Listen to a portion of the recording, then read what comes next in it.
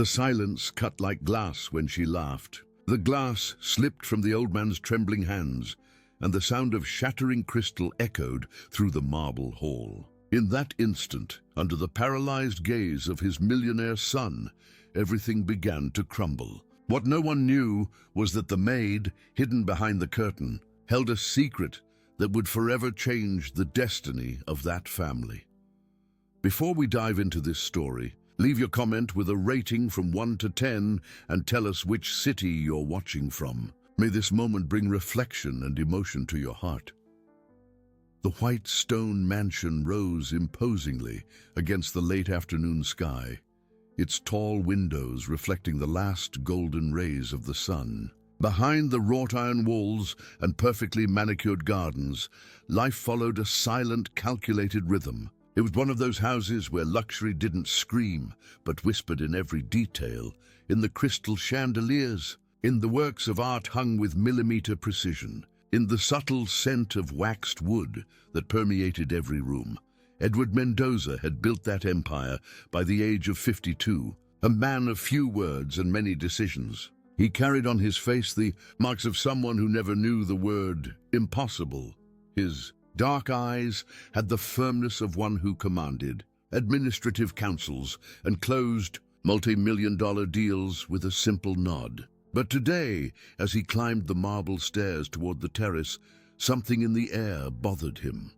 There was laughter coming from upstairs, laughter that didn't fit with the respectful silence that had always enveloped his home. The terrace was the social heart of the mansion, with a panoramic view of the city that stretched out below like a carpet of twinkling lights. It was there that Edward received friends, closed important deals, and for the last few months, spent his evenings with Helen. She was everything a woman could be in the eyes of society: beautiful, elegant, educated in the best European schools, possessing a charm that opened doors and hearts. When she laughed, the whole world seemed to lean in her direction. But the laughter Edward heard now was different. It had a cruel edge, something that made his stomach contract in a strange way. He stopped at the top of the stairs, still hidden by the shadow of the marble column that supported the terrace roof. The scene that unfolded before his eyes was etched into his retina like a photograph he could never erase. Helen was there, radiant in her navy blue dress, her golden blonde hair tied in an impeccable bun. She was laughing with her head thrown back, her white teeth gleaming under the soft light of the terrace lamps. But it wasn't a laugh of joy. It was a laugh of superiority, of someone amusing themselves at the expense of someone weaker, and that someone was his father. Robert Mendoza, at 74, was a shadow of the vigorous man he had once been. The stroke had stolen not only the movement on the left side of his body, but also much of the dignity he had carried throughout his life. Confined to a wheelchair for 2 years, he depended on others for the most basic tasks. His white hair was disheveled, and the dress shirt he wore had a food stain on the chest. His hands trembled. They always trembled now, a side effect of the medication, as he struggled to reach the glass of water Helen was holding. She was toying with him, moving the glass away whenever the old man's trembling fingers almost touched it. "Come on, Mr. Robert," she said with that sweet voice Edward knew so well, but which now sounded venomous. "You need to try harder. You can't depend on others for everything, can you?" The old man tried to speak, but the words came out jumbled, another cruel gift left by the stroke. Helen laughed again, a sound that cut through the air like scratching glass. "How cute! He's trying to say something." Edward felt his blood run cold. Behind him, hidden in the shadows of the linen curtain that separated the terrace from the living room, Carmen watched everything in silence. The maid, who had served the family for 15 years, had tears in her eyes, her hands clenched around the damp cloth she had brought to wipe some surface. Her fingers gripped the fabric so tightly that her knuckles were white. Carmen saw everything. She always saw everything. Time seemed to be suspended in that instant.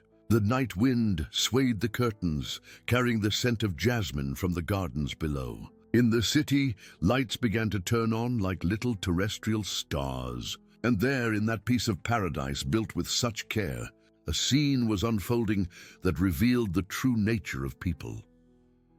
It was then that the glass slipped. Robert's hands trembled more violently. Perhaps from the desperate effort, perhaps from the humiliation. The crystal escaped his fingers and shattered on the polished marble floor, the shards scattering in all directions like small broken diamonds. The sound echoed across the terrace. Helen stopped laughing.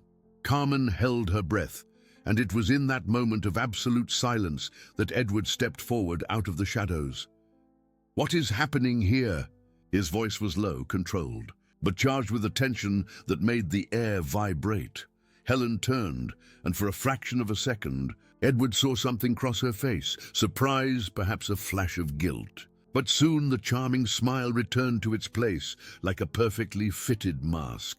"Edward, you scared me. We were just here talking, your father and I. He was thirsty and I saw everything."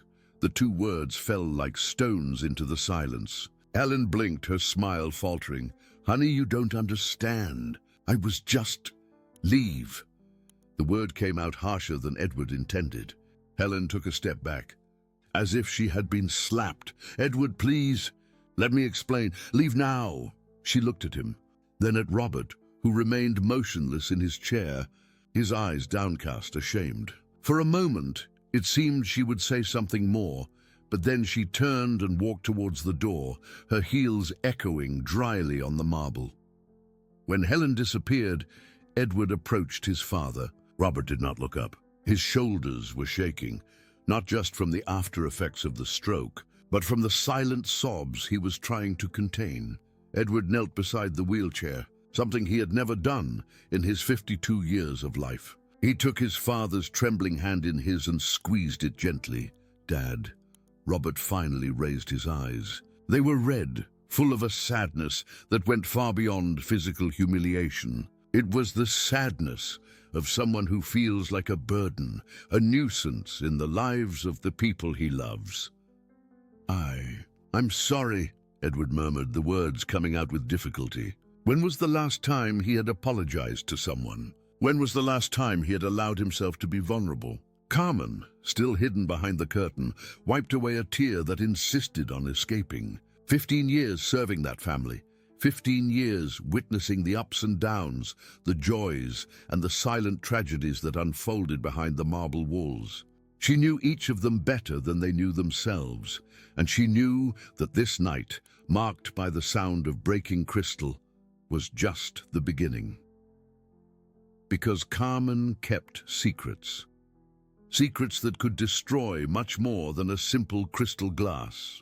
In her apron pocket, her fingers touched the yellowed envelope she had found that morning, forgotten among the papers in Edward's office. Documents that revealed a terrible truth about Helen, about her true intentions, but the real reason for her sudden interest in a man 20 years her senior. The night wind blew stronger, swaying the curtains and bringing with it the premonition of storms. In the city below, life went on as usual, millions of people oblivious to the drama unfolding in that white stone mansion. Edward helped his father back inside, carefully pushing the wheelchair through the silent corridors. Each step echoed like a drumbeat, marking the rhythm of an irreversible change. When they reached Robert's room, Edward helped him lie down, adjusted the pillows, and pulled the blanket up to the old man's chest. It had been a long time since he had taken care of someone like this with such tenderness. "Good night, Dad." "Good. Good night, son." Edward turned off the light and closed the door softly. In the dark corridor, he stood for a long moment, trying to process what he had just witnessed, trying to understand how he had allowed that to happen under his own roof. Downstairs, Helen was waiting for him in the living room, but he didn't go down. He went up to his room and locked himself in, needing silence to think. Through the window, he saw the city lights twinkling like fallen stars from the sky, and somewhere in the house, Carmen guarded her yellowed envelope, knowing that she would soon have to make a decision that would forever change the fate of them all. The night deepened, bringing with it the weight of what had been revealed and the promise of what was yet to come. Because some breaks cannot be fixed, and some truths, once exposed to the light, forever transform the landscape of our lives. The glass was broken, and along with it, the illusion that all was well in that white stone mansion.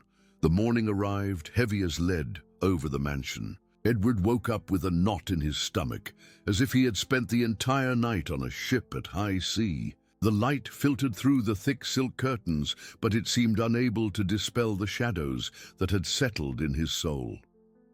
Outside, the world went on as usual. The gardeners trimmed the grass with military precision. The driver washed the car in the back courtyard, and the doorman politely greeted the delivery people bringing the day's groceries. But inside the house a thick silence had fallen, as if the very walls had absorbed the weight of what had happened the night before. Edward dressed mechanically, impeccable white shirt, navy blue suit, Italian silk tie. The same gestures as always, the same routine he had performed for decades. But his hands trembled slightly as he tied his tie, and he had to redo it 3 times to get the perfect result his nature demanded.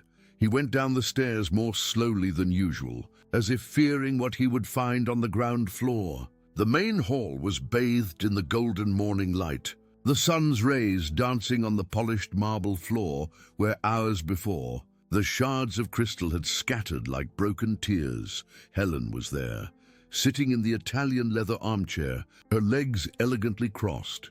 She was flipping through a fashion magazine with the same casualness as if she were having coffee in a luxury hotel. She wore a beige linen suit that enhanced the golden tan of her skin, and her hair fell in perfect waves over her shoulders. When she saw him, she lifted her face and smiled, that devastating smile that had conquered so many hearts throughout her life.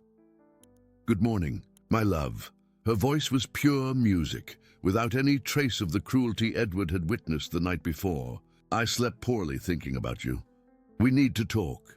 Edward stopped in the middle of the room, keeping his distance. He studied her face as if it were a document he needed to decipher, looking for any sign of remorse, any crack in that perfect mask. "Carmen is making coffee," Helen continued, closing the magazine and placing it on the coffee table with a delicate gesture. "I thought we could have it together, as we always do. And then you'll understand that there was a terrible misunderstanding last night." Misunderstanding! The word came out harsher than Edward intended. Helen rose in a fluid motion, like a dancer performing a rehearsed choreography.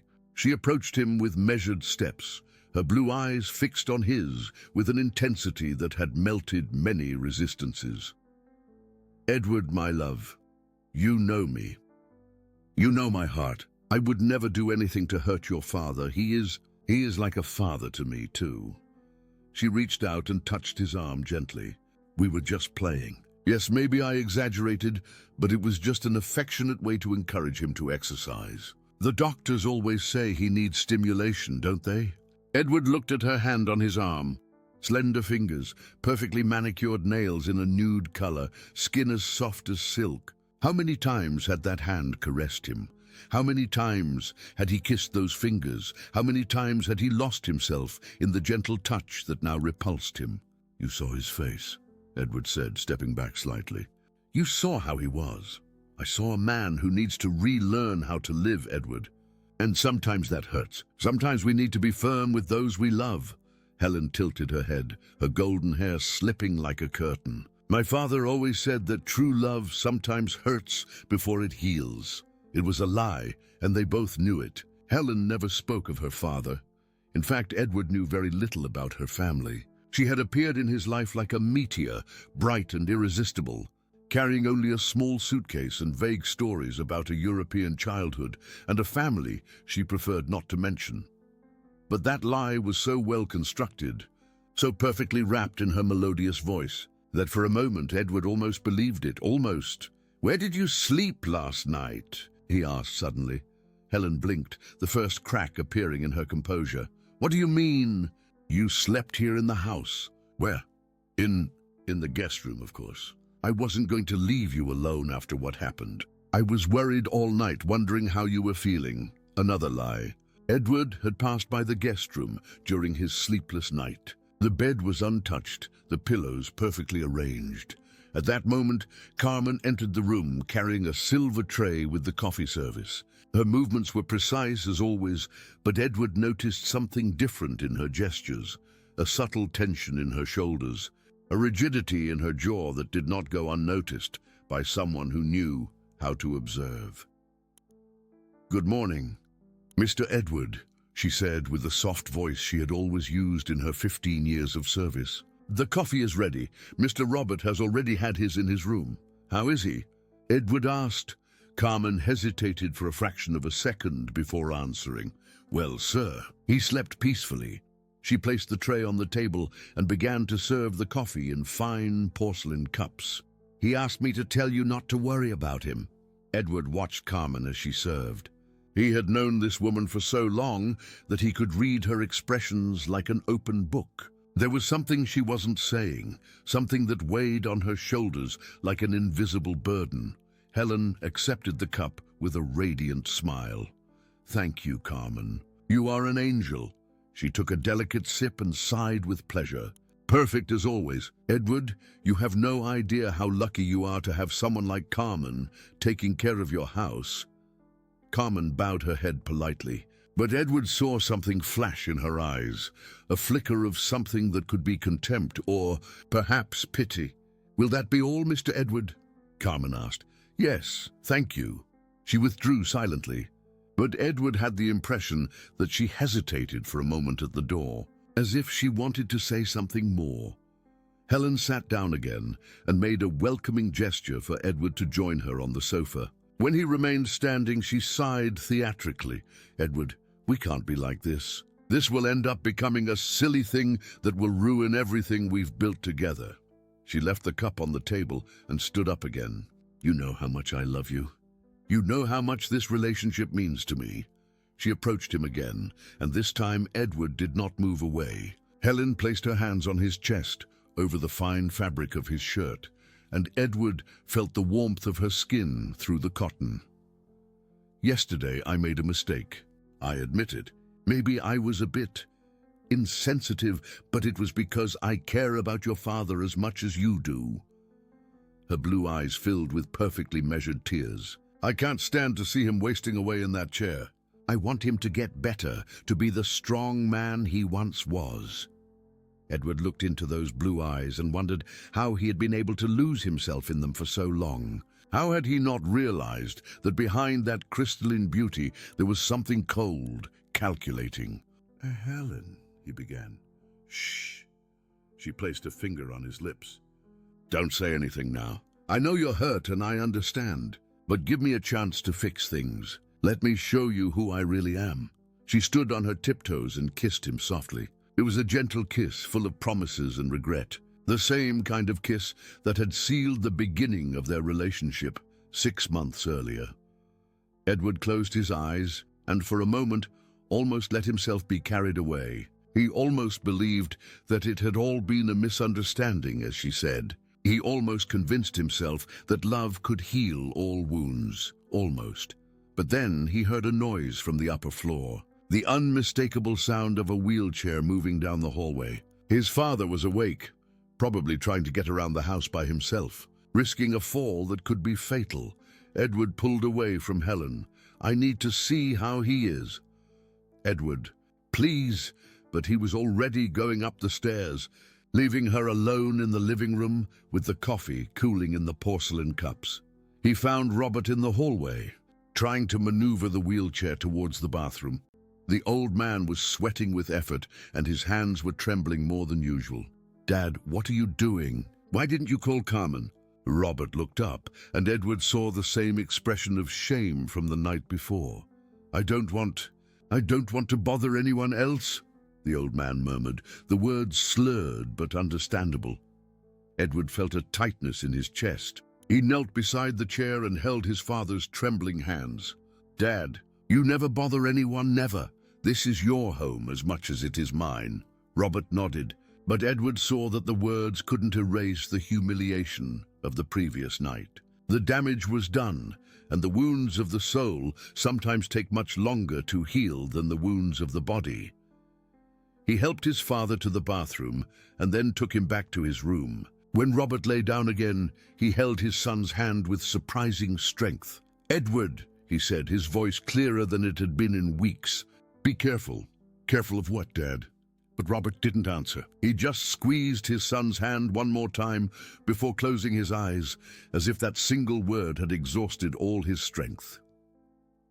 Edward descended the stairs slowly, his father's warning echoing in his mind. When he reached the living room, Helen was no longer there. The coffee was still on the table, untouched, and through the window he saw her car leaving the main gate. It was then that he noticed Carmen standing at the kitchen door, watching him. When their eyes met, she quickly looked down, but not before Edward saw something there that made him freeze inside. Carmen knew something she hadn't told him yet. Something that, Edward was sure, would change everything once again.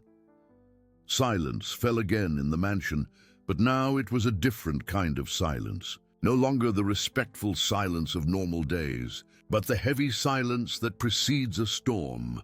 And in the kitchen, Carmen kept the yellowed envelope she had found in the office in her apron pocket, knowing that she would soon have to make the most difficult decision of her life. The truth, she knew, has the power to set you free, but it also has the power to destroy. And sometimes it's impossible to know which of the two it will choose to do.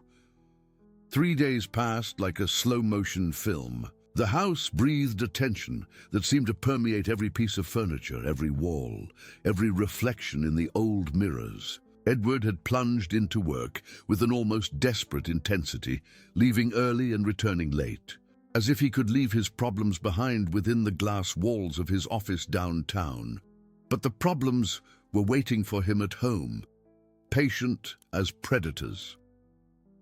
Helen had returned the next day with flowers, 24 white roses that filled the living room with their sweet scent.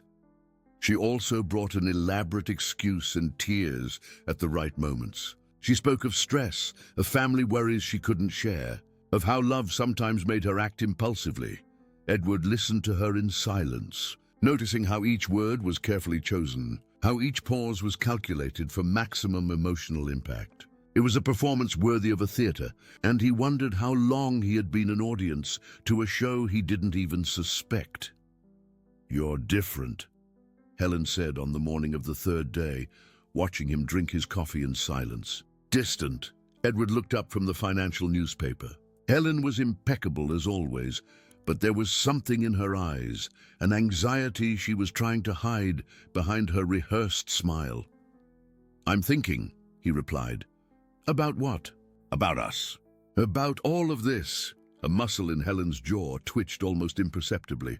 "Edward, please, don't let a silly misunderstanding destroy what we have. We're so good together. You know that." She leaned over the table, and the generous neckline of her dress revealed the perfect curve of her breasts. A gesture Edward knew well.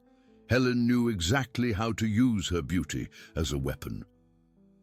"Remember our trip to Paris? The night at the Hotel George V when you said I was the woman of your life?" Edward remembered. He remembered the view of the illuminated Eiffel Tower, the Dom Perignon champagne, the promises whispered between silk sheets. But now those memories seemed to belong to someone else, to a more naive man who had been seduced by a golden illusion. "I remember," he said. "Then fight for us, for what we've built." Before Edward could answer, Carmen entered the room carrying a tray of fresh fruit. Her movements were stiffer than usual, and Edward noticed how she avoided looking directly at Helen. "Mr. Edward," Carmen said, her voice slightly tense. "Mr. Robert is asking to speak with you. He says it's important." Edward stood up immediately. "Of course. I'll go up now." "Edward," Helen called as he was already at the door. "Dinner out tonight? At that French restaurant you love? We need to talk. Alone." There was something in the way she said "alone" that sent a shiver down Edward's spine. "Maybe," he replied. Without committing, He went up the stairs thinking about his father, about the old man's growing fragility, about how Robert seemed to shrink a little more each day. The stroke had stolen much from him, but in the last few days, Edward had noticed something else, a deep sadness in his father's eyes, as if something inside him was slowly being extinguished. He found Robert on the room's balcony, watching the gardens through the window. The morning light fell on his thin face, revealing every wrinkle, every mark left by the years and the suffering. "Dad? Carmen said you wanted to talk to me." Robert turned in his wheelchair, and Edward saw that the old man's eyes were more alert than they had been in weeks. "Sit here, son." He indicated an armchair by the window. "I need to tell you something." Edward sat down, noticing that his father's hands were not trembling as much as in recent days. It was as if the determination to say something important had given Robert a momentary strength. I hear things," Robert began, the words coming out clearer than usual. "The walls of this house. They talk." Edward frowned. "Dad, what are you talking about?" "Helen." Robert pronounced the name as if it were a bitter word. "She talks on the phone. She thinks I'm sleeping, but I hear." Edward's heart began to beat faster. "What did you hear?" Robert hesitated as if the words were too heavy to be spoken. "She talks to someone. A man about money. About me." The old man's eyes filled with tears. She said I'm an obstacle." Edward felt his blood run cold. "Dad, are you sure about what you heard?" "I am, son. And there's more." Robert took Edward's hand with his trembling ones. "She asked this man about how to make someone seem incompetent, mentally incompetent." The words fell like a bomb in the silence of the room. Edward was paralyzed, trying to process what his father had just revealed. When was this? "Last night. After you went up to bed, she stayed in the living room talking softly on the phone." Edward stood up abruptly, starting to pace the room like a caged animal. His mind worked feverishly, connecting dots that had previously seemed isolated. Helen's insistence that Robert be admitted to a specialized clinic. The constant comments about the old man's mental deterioration. The way she always emphasized his dependence, his supposed inability to care for himself. "Dad, did you tell anyone about this?" "Carmen," said Robert. She was very worried. Said she had something to show me." "Something? What?" "I don't know. She said she was going to decide whether or not to tell you. She was scared." Edward left the room like a hurricane, taking the stairs 2 at a time. He found Carmen in the kitchen, nervously organizing utensils in drawers that were already perfectly organized. Carmen. She turned, startled, and Edward saw immediately that she was afraid. Her eyes, normally calm and steady, danced restlessly. "Yes, Mr. Edward? My father told me about the conversation you had. He said you have something to show me." Carmen turned pale. Her hands trembled slightly as she dried her fingers on her apron. "Mr. Edward, I didn't want to meddle where I shouldn't, but Carmen, please. If you know something, you need to tell me." She hesitated for a long moment, her eyes fixed on the floor. When she finally looked up, Edward saw a determination he hadn't expected. "Wait here." She disappeared through the back door and returned minutes later carrying a shopping bag. From inside the bag, she took out a yellowed envelope that Edward recognized immediately. It was the type used in his office. "I found this yesterday when I was cleaning the office. It was on the floor behind your desk. It seemed to have fallen from somewhere." Edward took the envelope with hands that were already beginning to shake. It was open and he could see folded papers inside. "Did you read it?" Carmen nodded, ashamed. "I'm sorry, Mr. Edward, but when I saw Mrs. Helen's name..." Edward took the papers out of the envelope and unfolded them on the kitchen counter. What he saw made his stomach turn. They were copies of documents, certificates, medical reports, powers of attorney, and they were all related to Robert. But they weren't original documents. They were elaborate forgeries, where his father's signature had been altered to look shaky and disconnected, where medical reports had been modified to suggest advanced senile dementia, and on one of the pages, a power of attorney that gave Helen the right to make medical and financial decisions on Robert's behalf in case of proven mental incapacity. Edward felt his legs weaken. He leaned on the counter, trying to keep his balance, while his mind processed the magnitude of what he had just discovered. "My God," he murmured. "There's more," said Carmen, her voice trembling. "There's a business card stapled to the last page." Edward turned the papers over and saw the card. Dr. Marcus Silver, Specialized Neuropsychological Evaluations. On the back, a handwritten note, available for personalized reports. Consultation, $50,000.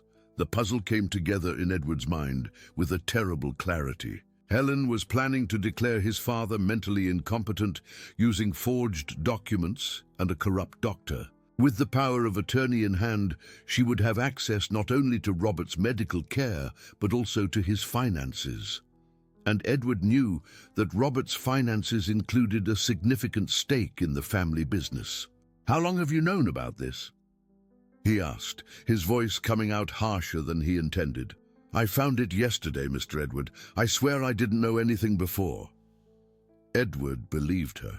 He had known Carmen long enough to know she was incapable of lying. Where is Helen now? "She left an hour ago. Said she was going shopping." Edward folded the papers and put them back in the envelope. His hands were shaking with anger, but his mind was crystal clear. Everything fit now, the insistence that Robert be institutionalized, the comments about his mental decline, even the humiliation of the night of the broken glass. It was all part of a carefully orchestrated plan to make Robert look incompetent. "Carmen," he said, looking into the maid's eyes, "do you have a copy of these documents?" "I do, Mr. Edward, hidden in my room." "Good, don't tell anyone about this, anyone, understand?" "Yes, sir."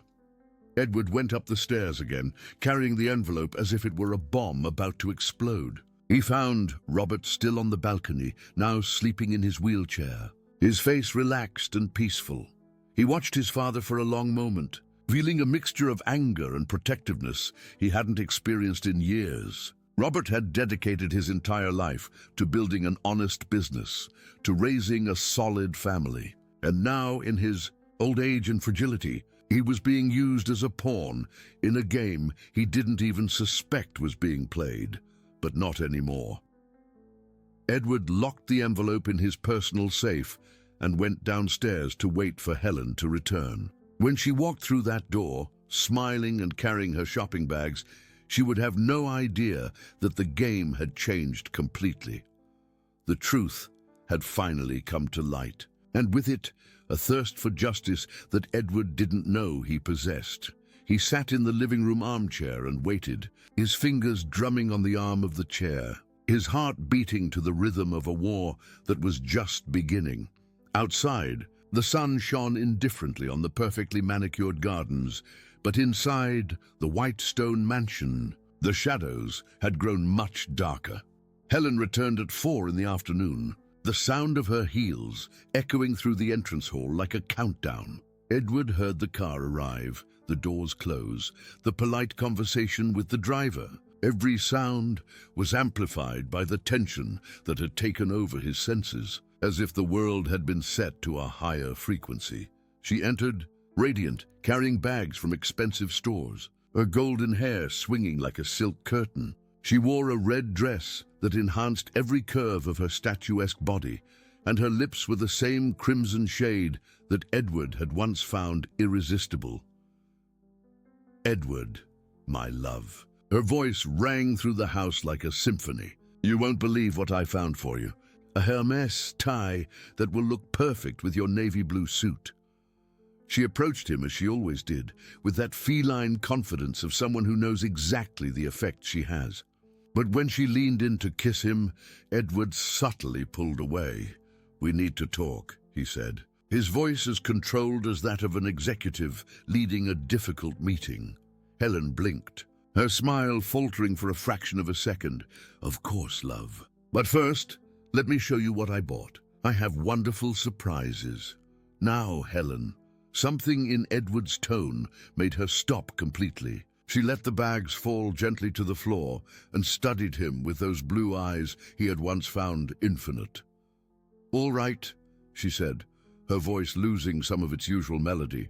"What do you want to talk about?" Edward gestured toward the sofa, but remained standing while she sat. The height difference gave him a psychological advantage he had never considered before. "About my father."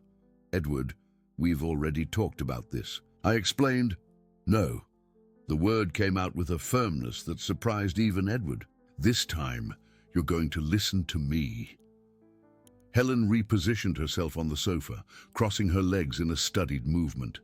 It was her classic gesture of seduction, but now Edward saw through the performance. "My father told me some interesting things today," Edward continued, walking slowly around the room like a prosecutor presenting evidence, "about phone conversations he overheard. Your conversations."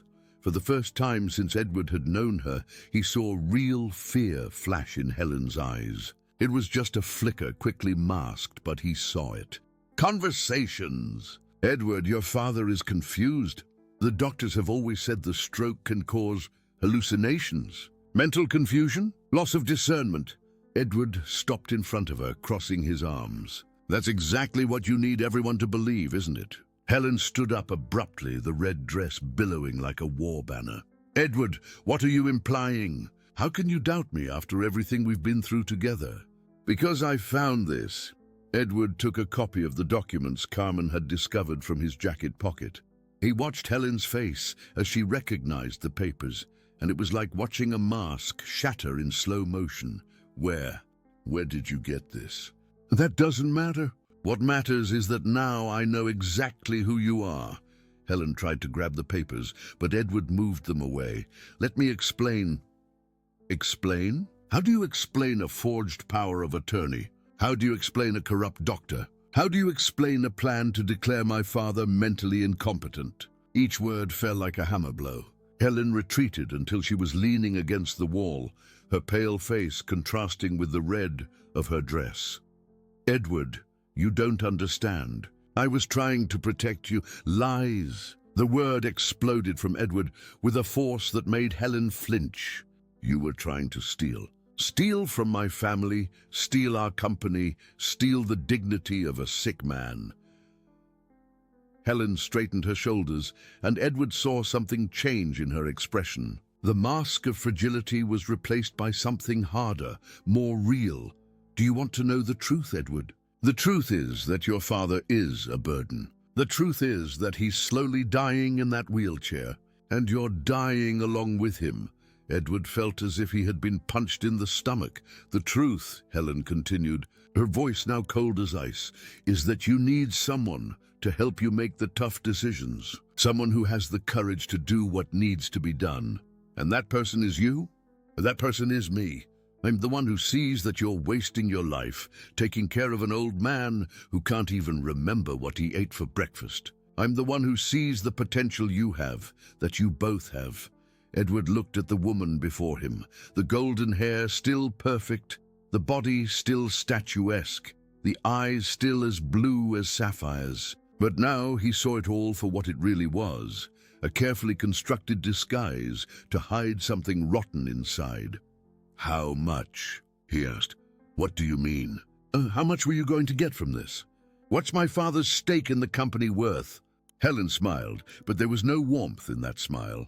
It was the expression of someone who had been caught and had decided to stop pretending. 60% of the shares, plus the house, plus the personal investments. She paused, tilting her head. Approximately $80 million. The figure was even larger than Edward had imagined. $80 million. Enough money for Helen to disappear and live like a queen anywhere in the world. And me, what was my role in this plan? You would be my husband, of course. The rightful heir. I would help manage the family fortune. Edward laughed, but it was a bitter, humorless laugh. Until when? Until I became a burden too? Helen didn't answer, but Edward saw the answer in her eyes. Yes, eventually he too would become disposable. Who is he? Edward asked suddenly. Who is who? The man you talked to on the phone. Your accomplice. Helen hesitated, and Edward knew he had hit the mark. There's no one. Helen, it's too late for lies. Who is he? She moved away from the wall and walked to the window, looking out at the gardens as if she would find the answers she was looking for there. When she turned back, there was a dangerous determination in her eyes. You want to know who he is? He's someone who understands that the world belongs to the clever, Edward. Someone who knows that opportunities like this don't come twice in a lifetime. A name, Helen. I want the name. Marcus Silver, the name of the corrupt doctor. Edward felt the final pieces of the puzzle fall into place. You're sleeping with the doctor who would forge the reports about my father. I'm doing what's necessary to secure our future. Our future? What future, Helen? A future built on the destruction of a sick man. A future without dead weight. The mask fell completely now, revealing the real Helen, ambitious, cruel, calculating. Your father has already lived his life, Edward. Now it's your turn. Our turn. Edward looked at the woman who had shared his bed for 6 months, who had known the secrets of his body and his heart, who had whispered promises of eternal love in his ears, and he felt nothing but disgust. Get out of my house. Edward, get out! The shout echoed through the house. Somewhere on the upper floor, Edward heard the sound of a wheelchair moving. His father had been awakened by the noise. Helen picked up the handbag that was on the coffee table, but stopped at the door. You're going to regret this. Edward, you'll realize I was the best thing that ever happened to you. The best thing that ever happened to me was finding out who you really are. She slammed the door on her way out, and Edward heard the sound of her heels receding down the entrance hall. Minutes later, the car sped off with unnecessary force, the tires screeching on the asphalt. Edward let himself fall onto the sofa, his body trembling with the adrenaline of the confrontation. 6 months of his life. 6 months believing in a carefully constructed lie. 6 months being manipulated by a woman who saw him only as a means to a fortune. Mr. Edward. He looked up and saw Carmen standing at the door, her face worried. Is everything all right? Edward nodded, still trying to process everything that had happened. Carmen, I need you to do something for me. Of course. Sir, change all the locks on the house today and install a new security system. Helen can't get in here anymore. Carmen nodded. And one more thing, I need you to accompany my father to the doctor tomorrow. We're going to do new tests with real doctors. I want to document that he's much more lucid than Helen wanted to make it seem. Yes, Mr. Edward. When Carmen left, Edward went up to see his father. He found Robert awake in his room, watching the activity in the garden through the window. Is she gone? The old man asked, his voice clearer than it had been in weeks. Edward approached the wheelchair and took his father's hand. She's gone, Dad, and she's not coming back. Robert nodded, and Edward saw something in the old man's eyes that he hadn't seen in a long time. Relief. Thank you, son. Edward squeezed his father's trembling hand between his. Dad, I'm sorry for everything, for not seeing who she really was, for letting her hurt you. You don't need to apologize. Sometimes we need to make mistakes to learn how to get it right.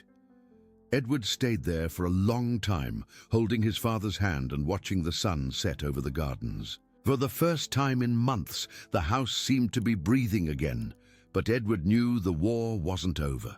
Helen knew his secrets, she knew his weaknesses, and people like her didn't give up easily. The battle had just begun. The first week without Helen passed like a gradual awakening from a dream that had turned into a nightmare. Edward found himself noticing details in the house he hadn't seen in months. The smell of fresh coffee Carmen made every morning, the sound of birds singing in the garden, the golden light that streamed through the windows and danced on the marble floor without the shadow of a toxic presence. Robert had flourished in a surprising way. Without the constant tension of having Helen around, the old man seemed to have regained not only his lucidity, but also some of his former energy. The words came out clearer, his hands trembled less, and there were moments when Edward saw flashes of the strong man, his father, had once been. She made me feel like I was a ghost in my own house, Robert confessed one afternoon, as they had tea on his room's balcony. Like I was nothing more than a broken piece of furniture that nobody knew where to put. Edward felt a pang in his chest. How had he let this happen? How had he been so blind?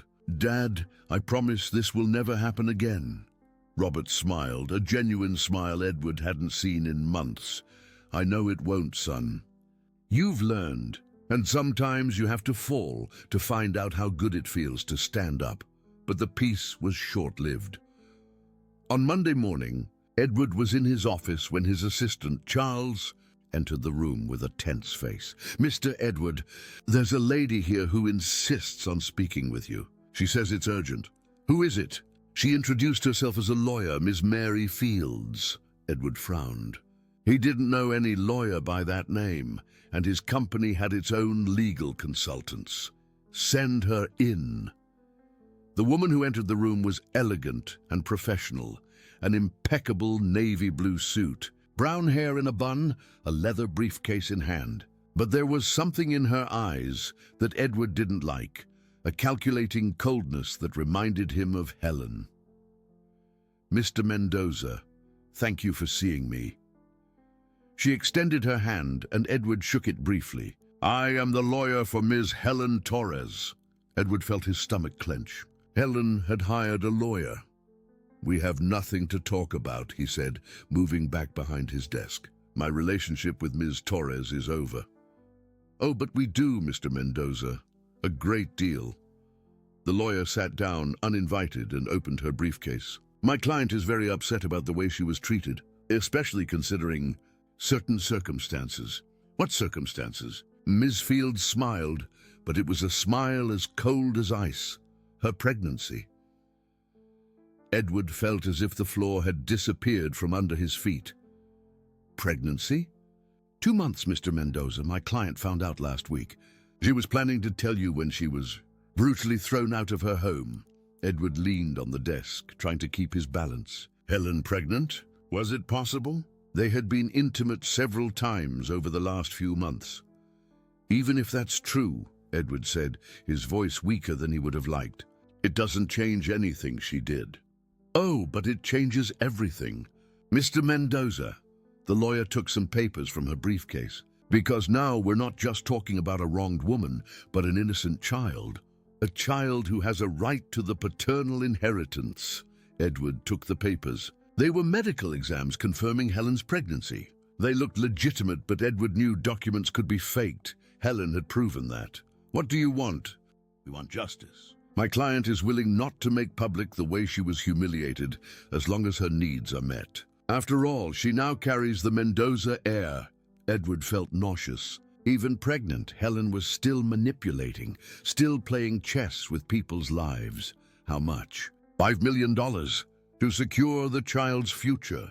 And if I refuse? The lawyer leaned forward, her eyes glinting with a malice that reminded Edward of Helen again. Then my client will be forced to go to the press. Imagine the headlines. Millionaire abandons pregnant girlfriend. Mendoza heir kicks out mother of his child. Your reputation, your company's reputation, all destroyed. Edward closed his eyes. It was blackmail, pure and simple. But it was elaborate blackmail, with layers of manipulation that showed Helen had planned everything meticulously. I need time to think.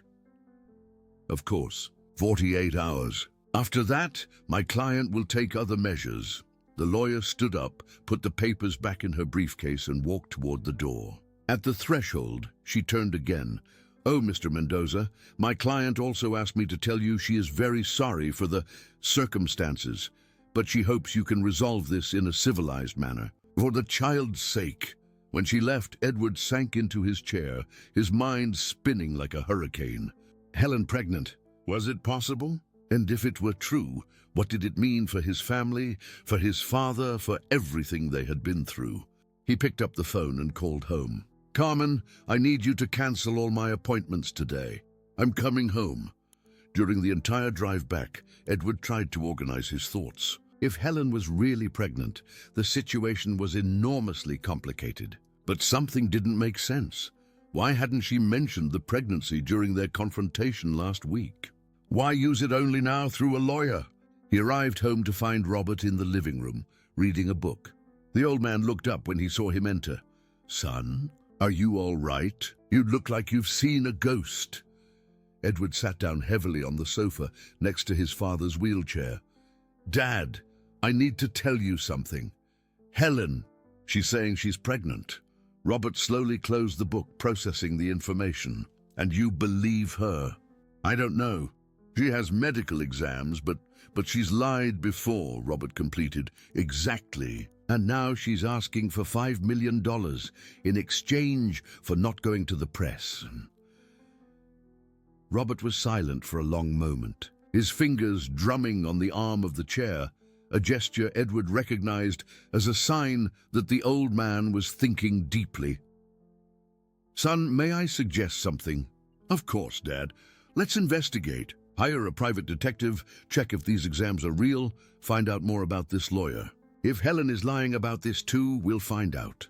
Edward nodded. It was a good plan. Robert had always been a natural strategist, and it was reassuring to see that the stroke hadn't robbed him of that ability.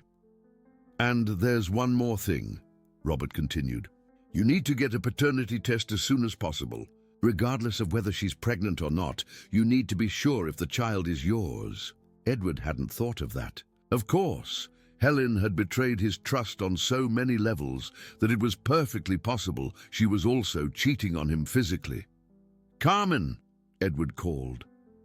The maid appeared at the door, as always, attentive to the family's needs. "Yes, Mr. Edward.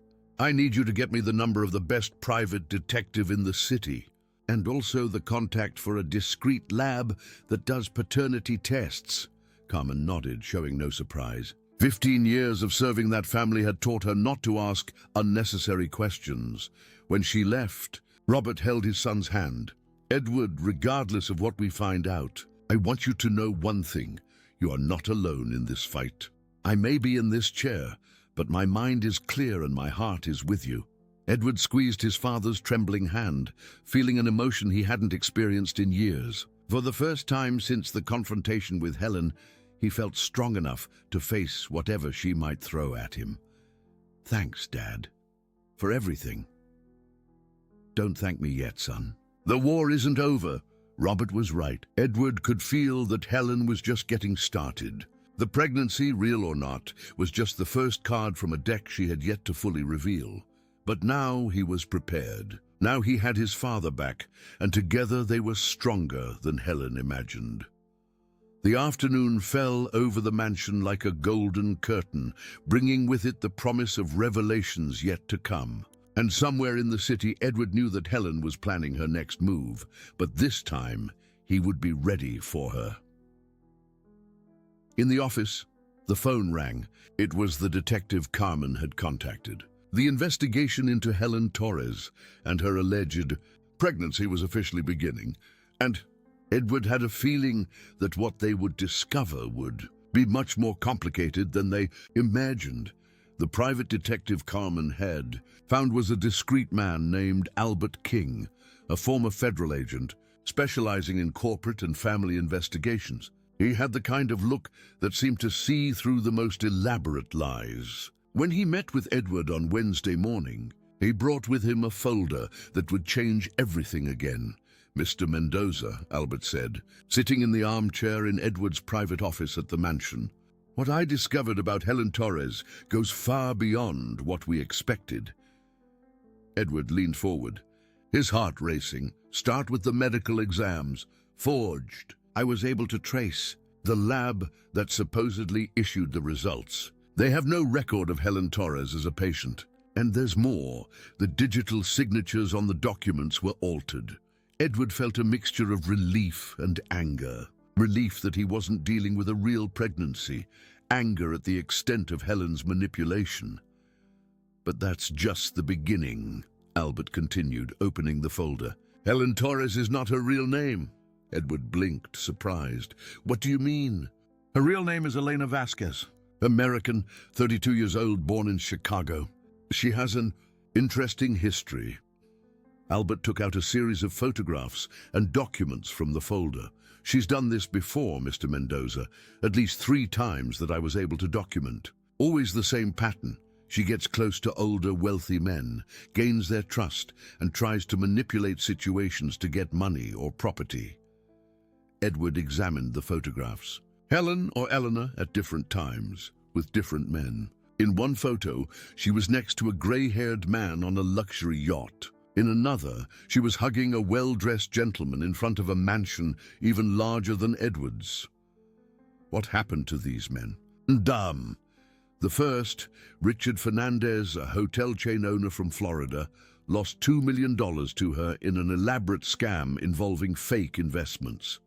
The second, Charles Mendana, an agribusiness entrepreneur, was almost declared mentally incompetent by a girlfriend who, coincidentally, had all the necessary medical documents to take over his assets. Edward felt his blood run cold. The same scheme, exactly the same scheme, Helen had tried to use with Robert. And the third, Albert hesitated. The third was John Silver, 68, a widower, owner of a small fortune in real estate. He died. Died? Sudden heart attack. It happened 2 days before he discovered his girlfriend was trying to forge documents to inherit his assets. The autopsy found nothing suspicious, but the circumstances... Albert didn't finish the sentence, but he didn't have to. Edward understood the implication. There's more. The detective continued. John Silver was the uncle of Marcus Silver, the doctor you identified in the forged documents. The final pieces of the puzzle fell into place in Edward's mind with terrifying clarity. Helen and Marcus weren't just lovers. They were a professional duo. She seduced wealthy men. He provided the necessary medical documentation for the scams. And they had been doing this for years. Did you get any concrete evidence? I got more than that. Albert smiled for the first time since he had arrived. I got recordings. He took a small digital recorder from the folder. Helen or Eleanor doesn't know she's been found out yet. Last night, she met with Marcus Silver at a restaurant downtown. My assistant managed to sit at the next table and record their conversation. Edward took the recorder with slightly trembling hands. When he pressed play, Helen's voice filled the office, but now there was nothing melodious about it, only cold calculation. The fool is investigating, her voice said. He hired a detective.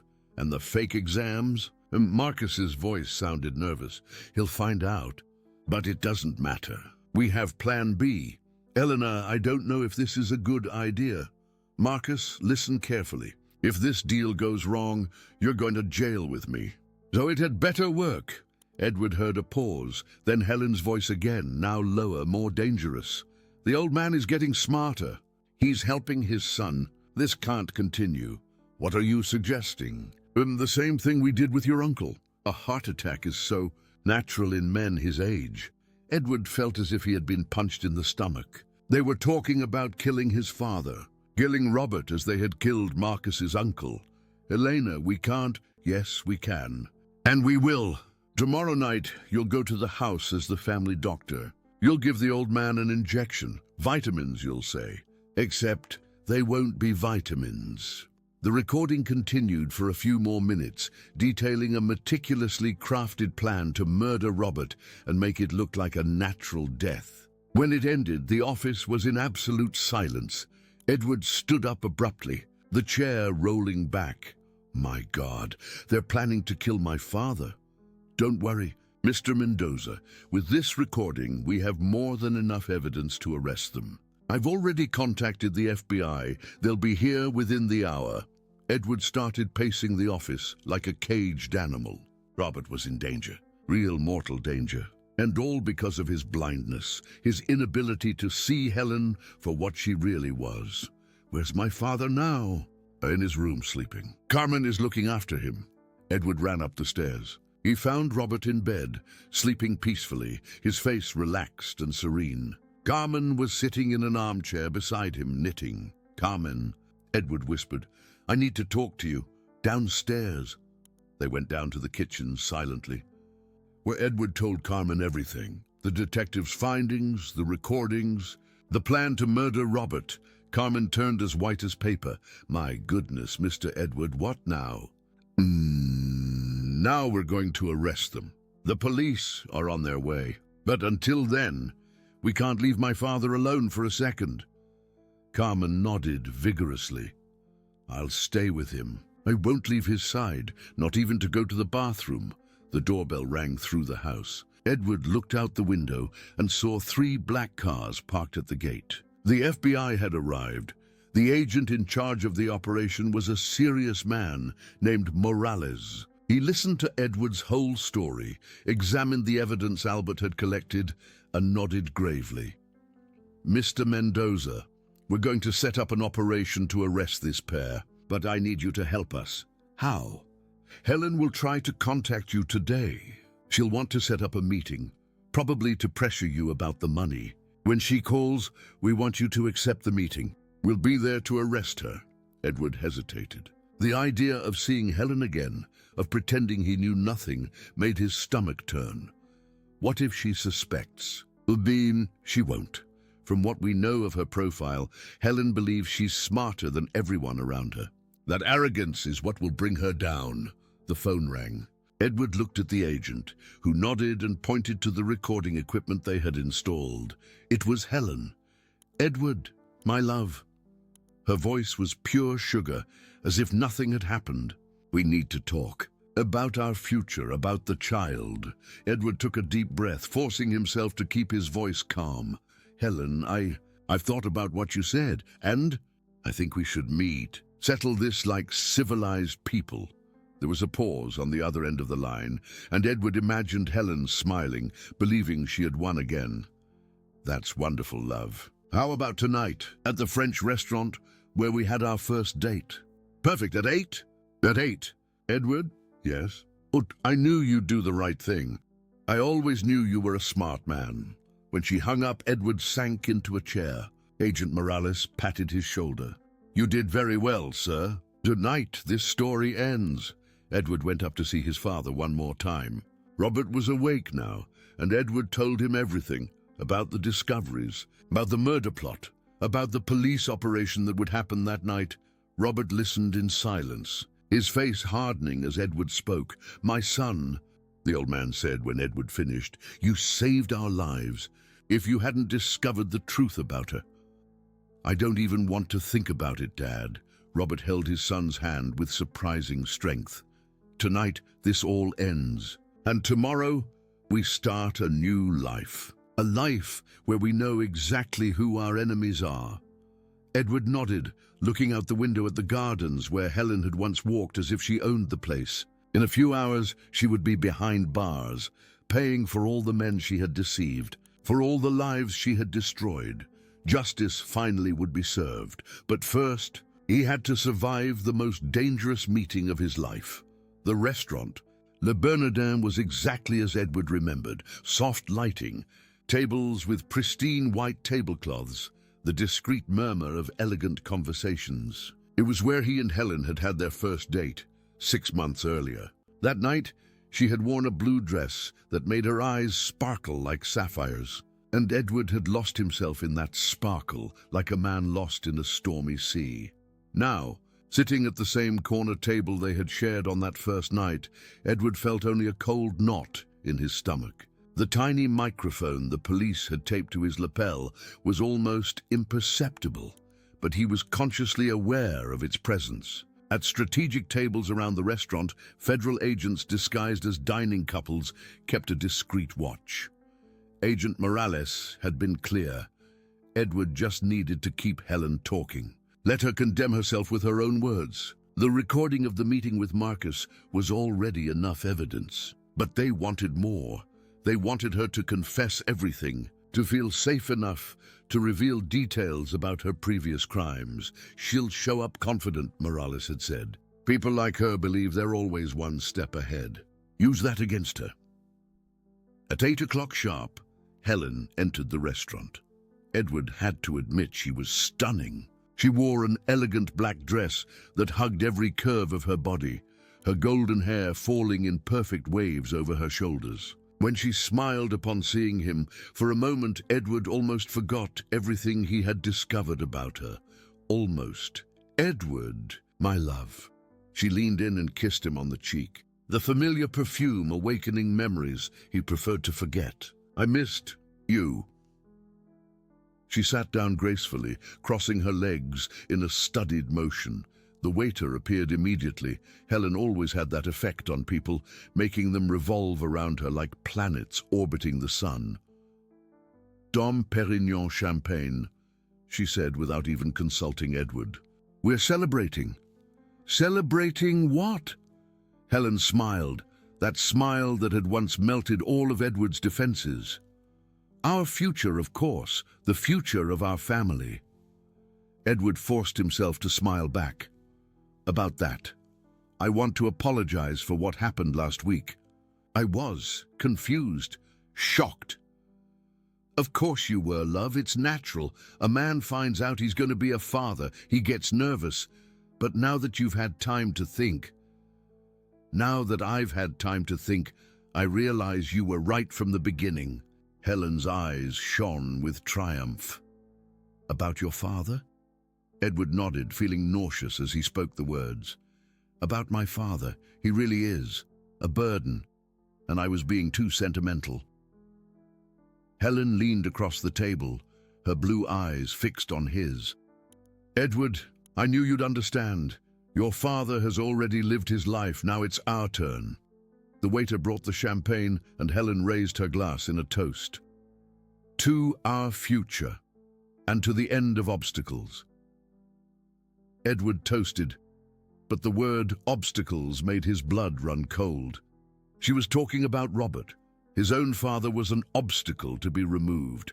Helen, about the 5 million you're asking for.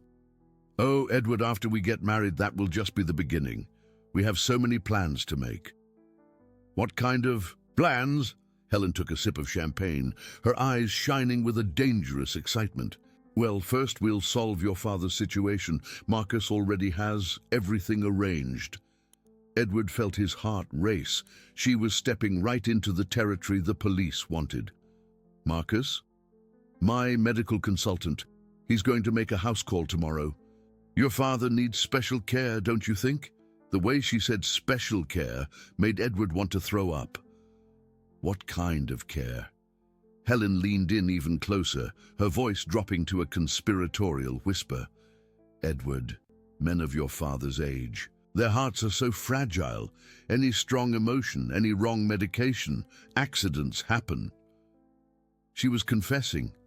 She was actually confessing that she planned to kill Robert. "Helen, are you talking about?"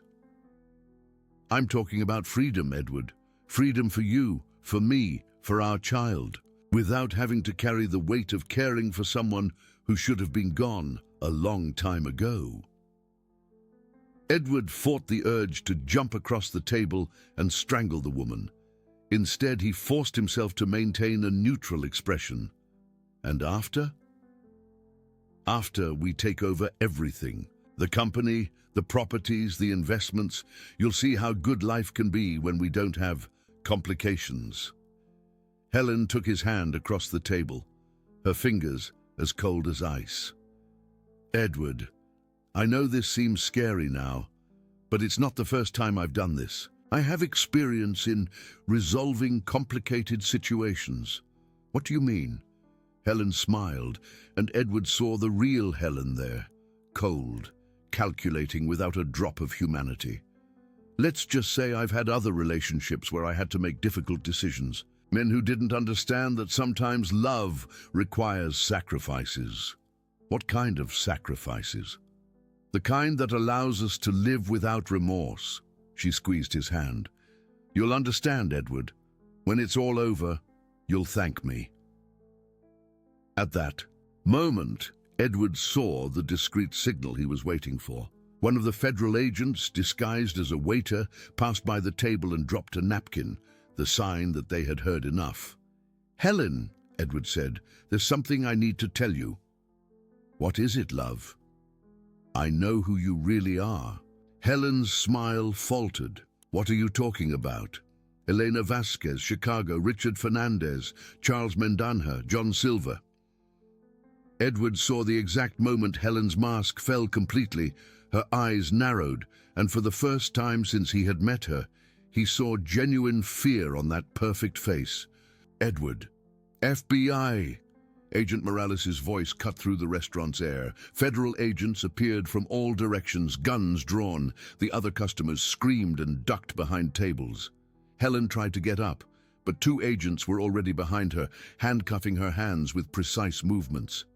Elena Vasquez, you are under arrest for fraud, forgery, attempted murder, and criminal conspiracy.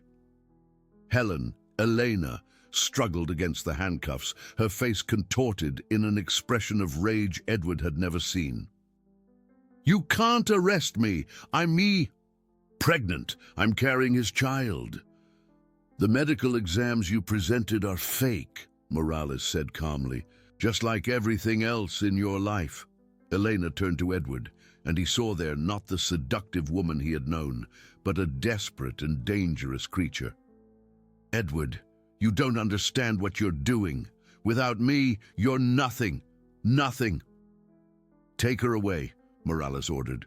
As Elena was dragged out of the restaurant, still shouting threats and obscenities, Edward remained seated, trembling. It was all over. Finally. Mr. Mendoza, Morales approached. Are you all right? Edward nodded, still in shock. And Marcus? Already arrested too. He tried to run when he heard Elena had been caught, but our agents were waiting for him. Edward stood up, his legs still shaky.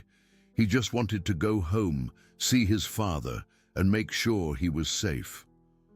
The drive back to the mansion passed like a dream. Edward drove in silence, processing everything that had happened. 6 months of his life, 6 months deceived by a murderer who had planned to kill his father and steal his fortune. When he got home, he found Robert awake in the living room, waiting for him. Carmen was sitting beside him, knitting nervously. How did it go? Robert asked. Edward sank onto the sofa and told him everything. Elena's confessions, the arrest, the end of the nightmare. When he finished, Robert was silent for a long moment. Thank you, son. For what, Dad? For saving me, for saving our family, for being brave when I couldn't be. Edward held his father's trembling hand. Dad, I should be thanking you. If you hadn't overheard those phone calls, if you hadn't warned me. She would have succeeded, Robert smiled. We're a family, Edward, and families protect each other. Carmen stood up, wiping away a tear. If you'll allow me, I'll make some tea for all of us. I think we deserve a quiet evening. As Carmen walked away, Edward went to the window and looked out at the gardens. The full moon illuminated the flowers Helen had once stepped on, the paths where she had walked, planning death and destruction. Dad, can I ask you a question? Of course. How did you know she was lying from the beginning? Robert chuckled softly. Son, when you get to be 74, you've seen enough of life to recognize a snake, even when it's wearing a pretty dress. Edward smiled. His father, even weakened by the stroke, had been wiser than him from the start. And now, Edward, what are we going to do? Edward looked at his father, the man who had built everything they had with honest work, who had raised a family with love and dedication, who even in his fragility had found the strength to protect them. Now we're going to live, Dad. We're going to live our lives without fear, without lies, without people who pretend to love us to destroy us. Robert nodded. And we'll do it together. Together. Carmen returned with the tea, and the three of them sat there in the living room, the family that had survived the storm. Outside, the city continued its nightlife, millions of people oblivious to the drama that had unfolded in that white stone mansion. But within those walls, for the first time in months, there was true peace. Elena Vasquez would be tried and convicted, along with Marcus Silva. The previous victims would finally have justice, and the Mendoza family had learned that true love doesn't manipulate, doesn't blackmail, doesn't kill. True love protects, always. Edward looked at the spot where, weeks before, a crystal glass had shattered on the floor. The marks had been carefully polished away by Carmen, but Edward still remembered the sound that had marked the beginning of the end of an illusion and the start of the truth. Some things, when they break, cannot be fixed, but sometimes the break is necessary so we can see clearly what truly matters. The glass was broken, but the family was whole again, and that was all that really mattered. 3 months later, Edward received a letter in prison. It was from Elena, asking for forgiveness and begging for a second chance. He read the letter once and threw it in the trash without replying. Some people deserve forgiveness. Others just deserve to be forgotten. Robert recovered more than the doctors had predicted. His words became clearer, his movements firmer.